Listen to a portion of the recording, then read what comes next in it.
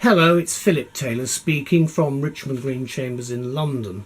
Today I'm looking at a book which has come to us from Wildy, Simmonds and Hill Publishing, and it's called Change of Name, The Law and Practice. It's been written by Nasreen Pearce, who will be known to many of you.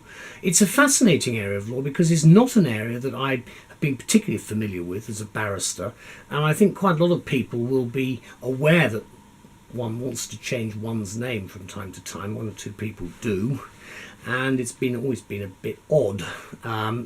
Generally speaking, people who do that, they seem to be wanting to hide identities and all sorts of other little things that can crop up. However, this book itself is very, very interesting because I didn't know the procedure of how to go about it, and that's exactly what you get. So Elizabeth and I talked about the book, and we've got as our title, How to Change Your Name, Not as Easy as You Think. Let's have a look at the book first. It's got a purple cover. It's a little paperback. It's a very small book. There it is. There's the spine and then there's the back. It runs to something approaching 150 pages. There is in fact a very short index at the back by page numbering, which sets out references are to page numbers there. That's actually on page 140. There are some precedents at the back of the book. At the front you've got the basic front page there, which is the main one there.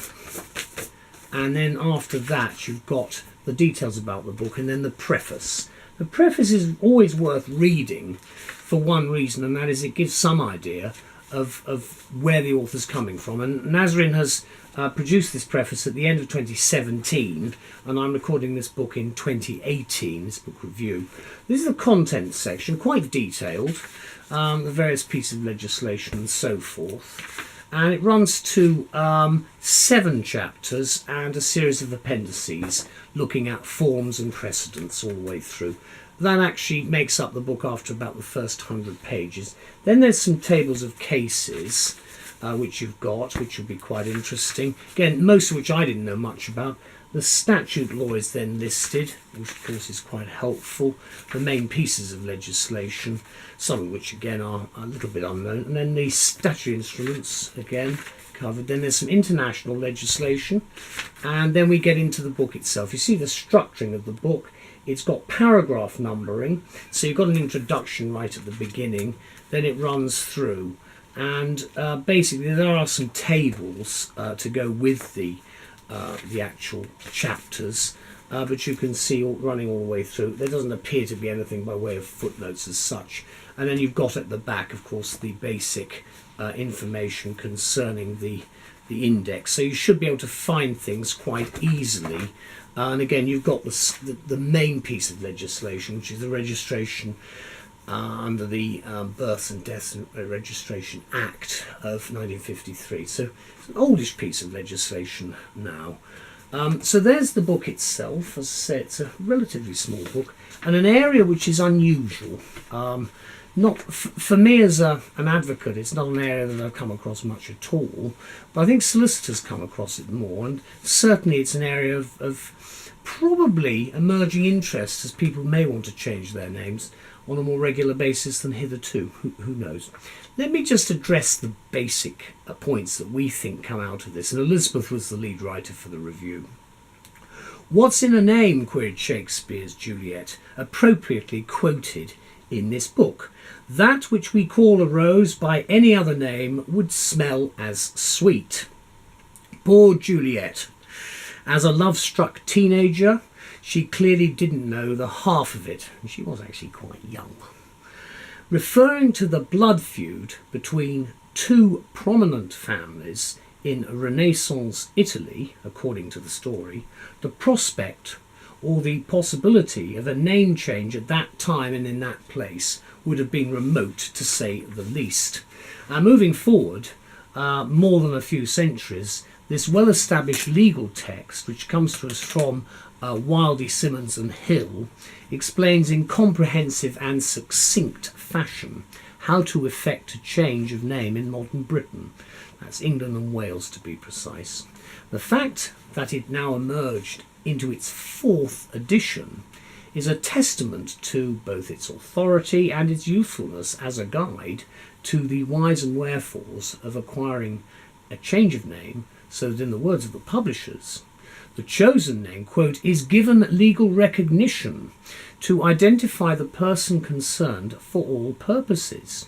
This aim, as author Nasreen Pearce points out, is not necessarily an easy task, and the book is therefore intended, I think it succeeds with its intention, as a simple, practical guide to the law and procedure involved in changing the name of a person rather than a body corporate or a ship.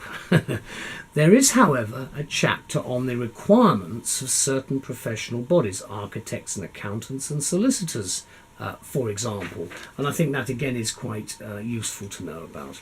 Now, the issues that predominate in name change, say of a child, nonetheless extend across a broad range of legislation, including the Children Act 1989, the Adoption and Children Act 2002.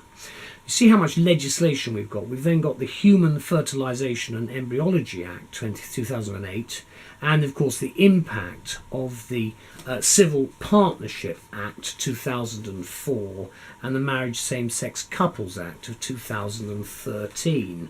Now, unlike previous editions, this new edition, which is the fourth, fortunately contains tables of cases, statutes, statutory instruments and international legislation, as well as the very useful and actually quite detailed index.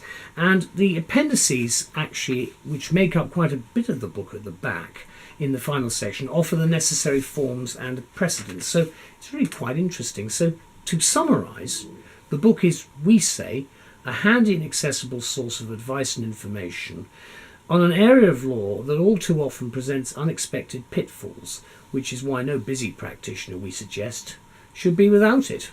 And as I said before, it may not be something that your practice would necessarily have come across in the past, but it could well be something that you'd be interested in the future.